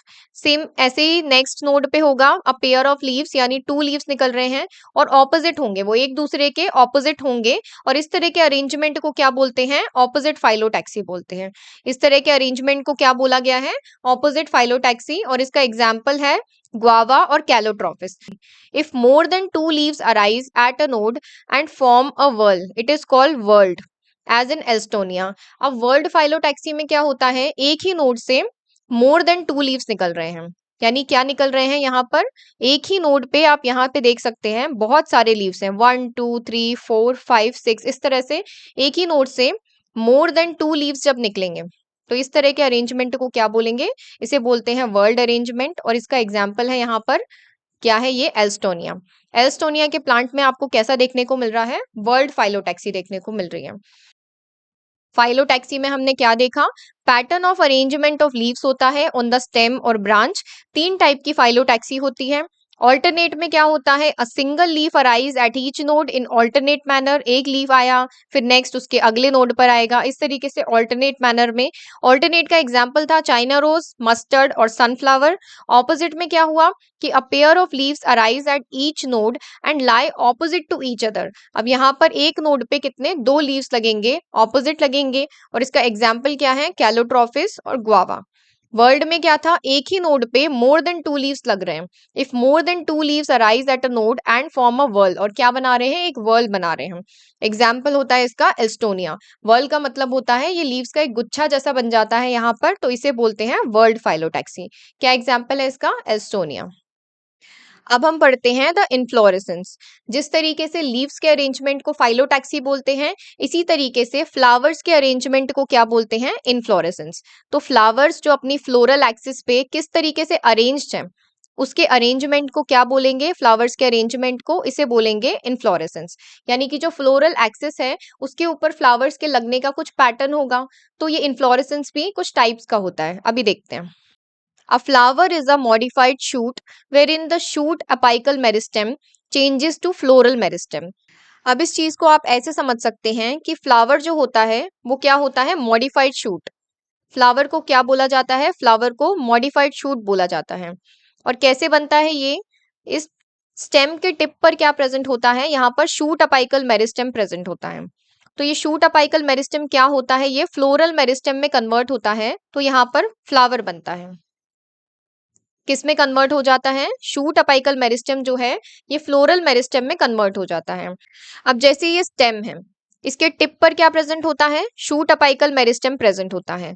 और स्टेम पर क्या होते हैं? सक्सेसिव नोड्स प्रेजेंट होते हैं। तो जनरली तो इन नोड्स पर क्या होते हैं? लीव्स लगते हैं।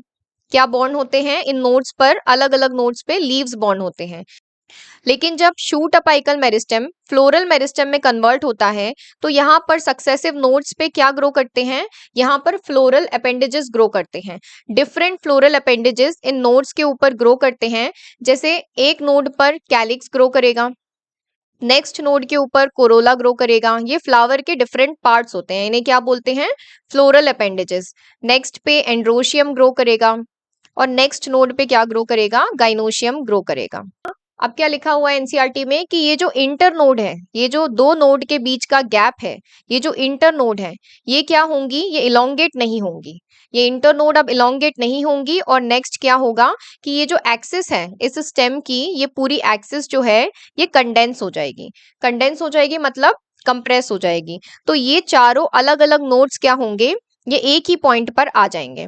जब इंटर नोड एलोंगेट नहीं होगी और एक्सिस कंप्रेस हो जाएगी तो इसी पॉइंट पे कैलिक्स, इसी पॉइंट पे कोरोला, इसी पर एंड्रोशियम और इसी पर गाइनोशियम एक ही पॉइंट पर कॉम्पैक्ट हो जाएंगे और यहाँ पर क्या बन जाएगा? पूरा एक फ्लावर बन जाएगा। क्योंकि कैलिक्स, कोरोला, एंड्रोशियम और गाइनोशियम के अरेंजमेंट को ही क्या बोलते हैं? फ्लावर बोलते हैं। तो इस तरीके से क्या चेंजेस होंगे यहाँ पर? शूट अपाइकल मेरिस्टेम जो है ये फ्लोरल मेरिस्टेम में कन्वर्ट हो जाएगा। तो जो नोड्स पे पहले लीव्स ग्रो कर रहे थे वहां पर क्या करेंगे? डिफरेंट फ्लोरल अपेंडेजेस ग्रो करेंगे। डिफरेंट फ्लोरल अपेंडेजेस ग्रो करेंगे। उसके बाद क्या होगा कि इंटरनोड इलोंगेट नहीं होगी, एक्सिस कंप्रेस हो जाएगी और यहाँ पर क्या बन जाएगा? इस शूट अपाइकल मेरिस्टेम पे फ्लावर बन जाएगा। तो अब इसी चीज को हम यहाँ समझते हैं। फ्लावर को इन्होंने क्या बोला है? मॉडिफाइड शूट बोला है। मॉडिफाइड शूट कैसे बनता है फ्लावर? शूट अपाइकल मेरिस्टेम जो है ये चेंज हो जाता है फ्लोरल मेरिस्टेम में। अब ये चेंज होने का प्रोसेस होता कैसे है?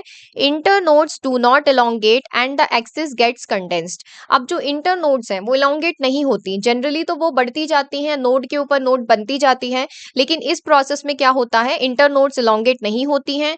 जो एक्सिस है स्टेम की वो क्या होती है? कंडेंस हो जाती है, यानी कॉम्पैक्ट बन जाती है। The apex produces different kinds of floral appendages। अब जो एपेक्स है यानी जो टिप है उसकी, वहां पर क्या होते हैं? डिफरेंट टाइप के फ्लोरल अपेंडेजेस बनते हैं। कहाँ बनते हैं? लेटरली। हमने इस डायग्राम में देखा था ये अपेंडेजेस कहाँ बन रहे थे? लेटरली बन रहे थे, साइड में बन रहे थे at successive nodes instead of leaves. तो जो सक्सेसिव नोड्स थी वहां पर क्या बन रहे थे? Different kind of floral appendages बन रहे थे, लेटरली बन रहे थे at successive nodes instead of leaves. तो क्या हुआ? सारे फ्लोरल अपेंडेजेस बन गए। When a shoot tip transforms into a flower it is always solitary. तो क्या होता है कि जब एक शूट टिप एक फ्लावर में कन्वर्ट होती है तो सॉलिटरी होती है वो हमेशा, मतलब एक सिंगल फ्लावर। सॉलिटरी का मतलब सिंगल या अलोन होता है। तो वहां पर शूट टिप पे एक सिंगल फ्लावर बनता है। The arrangement of flowers on the floral axis is termed as inflorescence. अब इस फ्लोरल एक्सिस के ऊपर इन फ्लावर्स का जो अरेंजमेंट है उसे बोलते हैं इनफ्लोरेसेंस। जैसे कि ये एक फ्लोरल एक्सिस है, ये क्या है? ये फ्लोरल एक्सिस है, इसके ऊपर फ्लावर बना है तो ये क्या होगी? ये एक फ्लोरल एक्सिस हो जाएगी। अब इसके ऊपर अभी तो एक सिंगल फ्लावर हमने देखा है, इसी तरीके से एक फ्लावर यहाँ पर भी बनेगा, एक फ्लावर यहाँ पर भी बनेगा। तो ये अरेंजमेंट कैसा होगा फ्लावर्स का, उसकी स्टडी को क्या बोलते हैं? इनफ्लोरेसेंस बोलते हैं। अब ये जो फ्लोरल एक्सिस का एपेक्स है यानी इसकी जो टिप है वो एक फ्लावर में डेवलप हो जाएगी, डेवलप इनटू अ फ्लावर, या फिर कंटिन्यूसली ग्रो करती रहेगी। या तो ये टिप क्या है? एक फ्लावर में कन्वर्ट हो जाएगी या फिर ये फ्लोरल एक्सिस की टिप कंटिन्यूसली ग्रो करती जाएगी। इसके बेसिस पे two major type of inflorescence are defined. तो इस बेस पे दो टाइप के इन्फ्लोरेसेंस होते हैं, रेसिमोस एंड साइमोस। अब रेसिमोस में क्या होता है? In racemose type of inflorescence the main axis continues to grow. यहाँ पर जो मेन एक्सिस है वो कंटिन्यूसली ग्रो करती जाएगी। The flowers are borne laterally in an acropetal succession. Acropetal succession हमने देखा था, यहाँ पर यंग फ्लावर्स जो होते हैं वो एपेक्स पर होते हैं और ओल्ड फ्लावर्स जो होते हैं वो बेस पर होते हैं। एक्रोपिटल सक्सेशन का मतलब ये है। अब इस डायग्राम से हम समझते हैं तो रेसिमोस में क्या होता है कि ये जो फ्लोरल एक्सिस है, ये फ्लोरल एक्सिस क्या करेगी, ये कंटिन्यूसली ग्रो करती जाएगी। इसकी टिप पर कभी फ्लावर नहीं बनेगा। इसके जो फ्लावर्स हैं वो लेटरली ग्रो करेंगे। इस तरीके से आप देख सकते हैं ये साइड में फ्लावर्स इसमें ग्रो कर रहे हैं। और ये फ्लोरल एक्सिस कैसी है, कंटिन्यूअस है। ये फ्लोरल एक्सिस कंटिन्यूसली ग्रो कर रही है और इसके फ्लावर्स कहाँ बन रहे हैं, लेटरली बन रहे हैं। तो ये जो एक्रोपीटल सक्सेशन है, यानी जो ओल्ड फ्लावर्स हैं वो कहाँ है, इसके बेस पर है। ओल्ड फ्लावर्स कहाँ पर है, इसके बेस पर हैं। और यंग फ्लावर्स आप देख सकते हैं यहाँ पर एपेक्स पर है। तो इसीलिए इसमें क्या बोलते हैं, रेसिमोस में ये फ्लोरल एक्सिस कंटिन्यूसली ग्रो करेगी। इसके जो फ्लावर्स हैं वो लेटरली आएंगे और यंग फ्लावर्स जो रहेंगे वो ऊपर एपेक्स पे रहेंगे और ओल्ड फ्लावर्स कहाँ रहेंगे, बेस पे रहेंगे। इसी वजह से रेसिमोस के अंदर हमें क्या देखने को मिलता है, एक्रोपीटल सक्सेशन हमें देखने को मिलता है। अब साइमोज इन्फ्लोरेसेंस को भी हम डायग्राम से समझते हैं। तो साइमोज में क्या होता है कि ये जो फ्लोरल एक्सिस है इसकी, ये क्या होती है, टर्मिनेट हो जाती है फ्लावर में। यानी कि इसके टिप पर फ्लावर प्रेजेंट होता है। तो इसकी ग्रोथ कैसी हो जाएगी, लिमिटेड हो जाएगी। अब इसके टिप पर फ्लावर ग्रो अगर कर गया है तो ये ऊपर की तरफ तो ग्रो करेगा नहीं। यहाँ पर फ्लावर्स कैसे होंगे, टिप पर भी होंगे, साइड में लेटरली भी होंगे। अब यहाँ पर जो सबसे ओल्ड फ्लावर होंगे वो कहाँ पर होंगे, टिप पर होंगे। एपेक्स पर इसके ओल्ड फ्लावर्स रहते हैं और जो यंग फ्लावर्स होते हैं वो यहाँ पर कहाँ होते हैं, बेस पर होते हैं। इसी सक्सेशन को क्या बोला जाता है, बेसिपिटल। साइमोस के अंदर कौन सा सक्सेशन देखने को मिलता है, बेसिपिटल सक्सेशन देखने को मिलता है। साइमोस में क्या है, फ्लोरल एक्सिस जो है वो एक फ्लावर में टर्मिनेट कर जाती है। तो जो ओल्ड फ्लावर्स आ गए वो कहाँ आ गए, इसके एपेक्स पर आ गए। इस तरीके से ओल्ड फ्लावर्स, मेच्योर फ्लावर्स कहाँ आ गए, इसकी टिप पर। और ये यंग फ्लावर्स यहाँ पर कहाँ रहते हैं, बेस में। तो आप इसके डायग्राम से इसको अच्छे से याद कर सकते हो।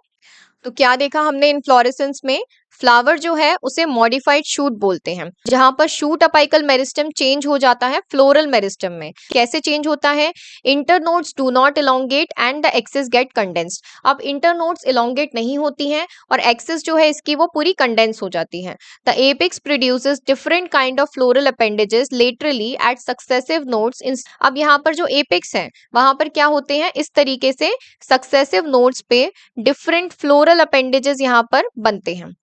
डिफरेंट फ्लोरल अपेंडेजेस बनते हैं in place of leaves. Instead of leaves यहाँ पर क्या बनते हैं, कैलिक्स, कोरोला, एंड्रोशियम, गाइनोशियम, ये फ्लोरल अपेंडेजेस बन रहे हैं। Now the axis gets condensed so it turns into a flower. अब डिफरेंट फ्लोरल अपेंडेजेस बनने के बाद एक्सिस कंडेंस हो जाती है तो सारे फ्लोरल अपेंडेजेस एक ही पॉइंट पर आ जाते हैं और ये क्या बन जाता है, एक फ्लावर बन जाता है। क्योंकि फ्लोरल अपेंडेजेस अरेंज होकर ही फ्लावर बनाते हैं। When a shoot tip transforms into a flower, it is always solitary. अगर टिप जो है वो फ्लावर में कन्वर्ट हो रही है तो वो सॉलिटरी रहेगी, यानी सिंगल रहेगी, एक सिंगल फ्लावर बनेगा। Arrangement of flowers on the floral axis, इसे क्या बोलते हैं, इन्फ्लोरेसेंस। अब फ्लोरल एक्सिस के ऊपर फ्लावर्स का जो अरेंजमेंट है उसी को बोलते हैं inflorescence. Depending on whether the apex get developed into a flower और continues to grow, two types of inflorescence are there. अब ये जो फ्लोरल एक्सिस है ये कंटिन्यूसली ग्रो करती जाएगी या फिर ये एक फ्लावर में टर्मिनेट हो जाएगी। इसके बेसिस पे दो टाइप के इन्फ्लोरेसेंस हमने देखे, रेसिमोस और साइमोस। रेसिमोस में हमने क्या देखा, main axis continues to grow. अब ये मेन एक्सिस क्या करती है, कंटिन्यूसली ग्रो करती जाती है। और साइमोस में क्या होता है, मेन एक्सिस टर्मिनेट हो जाती है फ्लावर में। अब रेसिमोस में the flowers are borne laterally in an acropetal succession. Racemose में फ्लावर्स कैसे ग्रो हो रहे हैं, एक्रोपिटल सक्सेशन में। तो यंग फ्लावर कहाँ रहेंगे, एपेक्स पे रहेंगे और ओल्ड फ्लावर्स कहाँ आएंगे, बेस पर आ जाएंगे। आप इस डायग्राम से याद कर सकते हैं, यहाँ पर ये यंग फ्लावर्स आपको दिख रहे हैं एपेक्स पर और ओल्ड फ्लावर्स कहाँ पर प्रेजेंट है, बेस पर। अब ऐसे ही साइमोस में क्या हुआ, एक्सिस टर्मिनेट हो जाती है फ्लावर में तो ग्रोथ कैसी हो गई, एक्सिस की लिमिटेड हो गई।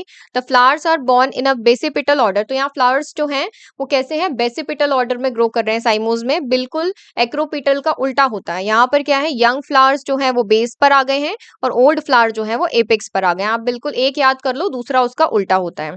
तो यहाँ पर यंग फ्लावर कहाँ दिख रहे हैं, बेस पे, और ओल्ड फ्लावर कहाँ दिख रहे हैं, इसके एपेक्स पे, यानी इसकी टिप पर दिख रहे हैं। तो इस वीडियो में हम यहीं तक पढ़ेंगे। इस चैप्टर का हमारा पार्ट 1 कंप्लीट हो गया है। नेक्स्ट वीडियो में मैं आपको फ्लावर से लेकर बाकी का बचा हुआ चैप्टर कंप्लीट करवा दूंगी। होपफुली आपको समझ में आ गया होगा। फिर भी अगर आपके कुछ डाउट्स रहते हैं तो आप कमेंट सेक्शन में मुझसे पूछ सकते हैं। तो आज के लिए बस इतना ही, मिलती हूँ आपसे नेक्स्ट वीडियो में। Thank you so much.